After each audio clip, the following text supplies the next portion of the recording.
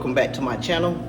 In today's video, we're going to work on the fuse system in the Maverick, and I'm going to try to get that completed today. I've been up to the shop early this morning, so I took care of a lot of stuff that I told you I wasn't going to record, but just let me show you some stuff that I did.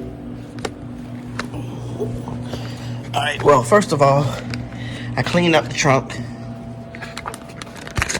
If you can see, I just got the battery box on, but I cleaned out the trunk. I ran the cables, put the battery box in. I didn't mount the battery box yet, but it's going to be in that location. And took the rest of the stuff out of the trunk. That's all the stuff that came out the trunk. Also, put the hood on. So, I finished everything up under here. Got the hood on. So, she's starting to come together. Look like a complete car now. So,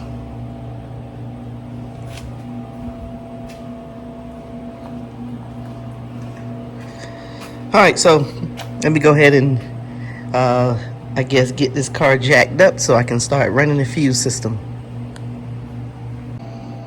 Okay, so I got the hood adjusted, got it closed, and you can see the car is sitting.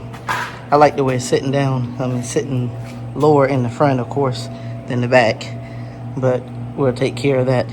But got the hood down, and I had to make some adjustments on the hood and do some things because I had some things that was hidden up under the hood so it wouldn't close completely. But I think I got it now. I got it adjusted about right, and I'm gonna go ahead and jack it up now and get to the fuse system. Okay, so I'm up under the car, and what I'm gonna do is that is the original metal fuel line. Comes all the way on the driver's side, all the way back. It goes up like tucks around a fender, and it goes back all the way over to the sending unit on the tank right there. So what I think I'm gonna do is in this spot right here, I'm gonna mount the fuel filter, and back here, right inside of that spot right there, I'm gonna mount the fuel pump. And then I'll run the lines from there. Okay, so got my 2 fuel filters and my fuel pump. This filter is a 100 micron filter. I think this one goes, I got to do some research, but I think that one goes between the tank and the pump. This is a fuel filter and a regulator, so this one has to go from either the filter, the pump, to the other side of the engine. I mean, to the supply to the engine. So everything came with a mounting bracket except for the pump. So I got to figure out some kind of mount for the pump. Okay, so I got the filter mounted up there. The pump I have mounted right here, and the fuel regulator and filter, the other filter, is mounted here. So what I'm going to do now is go ahead and run my positive right wire to my pump and ground the pump, and then I'll stretch out the fuel hose and run the fuel hose. So I had to make a bracket to hold the pump because it didn't come with one. All the other ones came with brackets. The filters came with brackets, but this pump didn't, so I had to drill a hose clamp and drill that to the frame and just put the pump through it and tighten it up. So, alright, so let's go ahead and run the wires. Okay, so I had to take the fuel pump back out because I had to run the wires, and the way I had it mounted is going to be kind of hard to get it, so I might go ahead and put the hose on it as well to make it a little bit easier on me. Okay, not sure where I left off at, but I got the pump back in, but the hose is hooked up, got the ground wire right there, positive wire is ran along there in a loom, and it splits. I got it going through a grommet through the floor to connect to the fuel shut-off switch. So this part of it is done. Just got to run the rest of the fuel line up to the engine and then back to the tank. So just wanted to get it wired up. All right, so this is where my fuel pump positive wire is coming through the floor.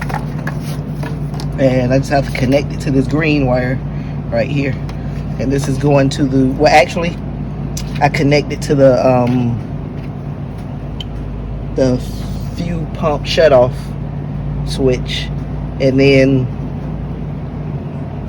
this goes to the inertial switch. That goes to the inertial switch. And this goes to the other side of the inertial switch. So, but just want to show you how I got the positive wire ran. It looks like I'm coming up a little bit short on fuel holes, so I was able to get it to ran to the front. I just gotta get some more fuel holes to go back to the back. I'm gonna look and see, because I thought I had some 8 AN. I ran 6 AN all the way up front, and I can run 8 AN from the tank to the actual fuel pump if I have any.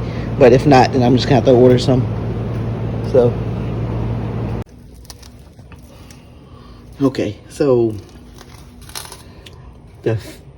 the factory fuel line ran right here, and it went through a hole right there. And what I did, this is the part that I just cut it off, but I just moved it out of the way and put a grommet in that hole, and I'm gonna run this fuel line right up through that hole to get that in there.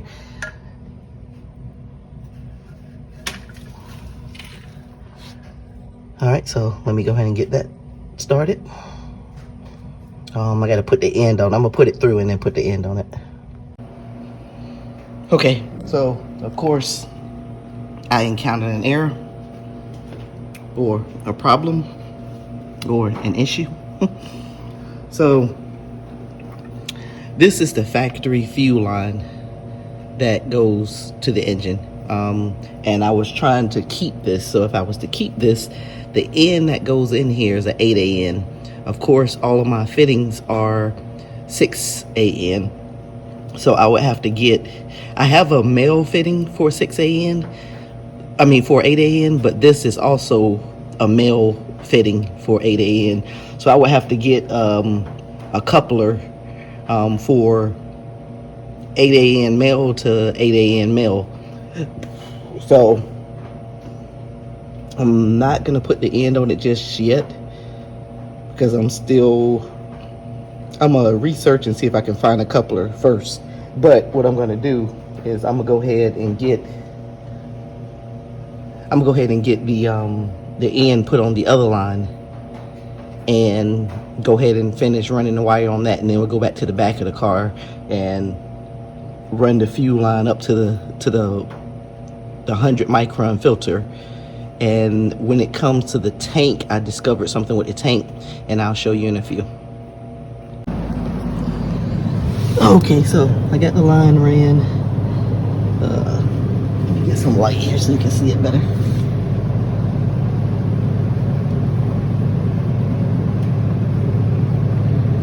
Alright, so the line is running through the chassis.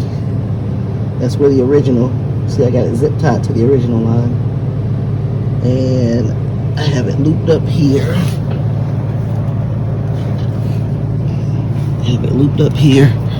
Going back to the filter / regulator. And that's going all the way back there to the pump. So I got it connected all the way up to the pump. So now I got to work on the back. Since everything up here is already done. And let's go to the back. Let me show you what I discovered. Okay, so I'm up under the car now. Over here, you see where I have the fuel pump mounted. The original fuel line is going up, around. It comes down here, comes down there, and it comes over to the sending unit on the tank right here. I wasn't too thrilled about having this filter above the tank, because usually you want to keep everything below the tank. Technically my fuel pump is below the tank, it's just the filter is not. But the way this line goes up and curve over and then goes up even higher, I don't think it'll cause an issue. Hopefully it doesn't. But let me show you another issue that I discovered while I was up under here. Bam. It looked like this tank had a hole in it and somebody repaired it. So I'm not even sure if this tank is any good. And these fuel tanks are not cheap. So I'm going to have to take the tank out, and I'm going to have to get another tank. I was going to try to get this one repaired, but when I looked over here, I saw another rust hole. So I don't know if that goes through it or not, but I think if I take the time and get it repaired, it may cost as much as a new tank. So I'm just going to go ahead and get a new tank and get this one taken out. So this video, unfortunately, is going to end right here, because I don't want to just drag this video out, because it's going to take me a while to get another tank. So that's going to be another video with me pulling this tank out and get another one put in, or I might take the tank out now. We'll see. If I decide to take it out, it's going to be part of this video. If not, it's going to be in another video. Okay, so I showed you how the bottom of the tank looked. Let me show you how the top of the tank looks.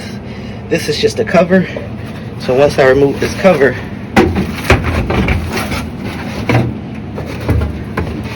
the tank looks good. So it's a shame that I have to replace the tank and it looks this good on the top. But let me go ahead and get it out. Okay, so I got all the bolts out of the tank. There's bolts around the perimeter of the tank, little screws. This is a drop-in tank, so basically it's not, I mean, it just drops in from the top, which is, I guess, it's easy for installation. So what I'm doing now is I got to be careful with getting this little boot off, because I've heard they've been hard to find. So I'm gonna try to get this boot off, and I'm just gonna go ahead and end the video here. And my next video, I'll pick up on taking this tank out and seeing what I'm gonna do with it.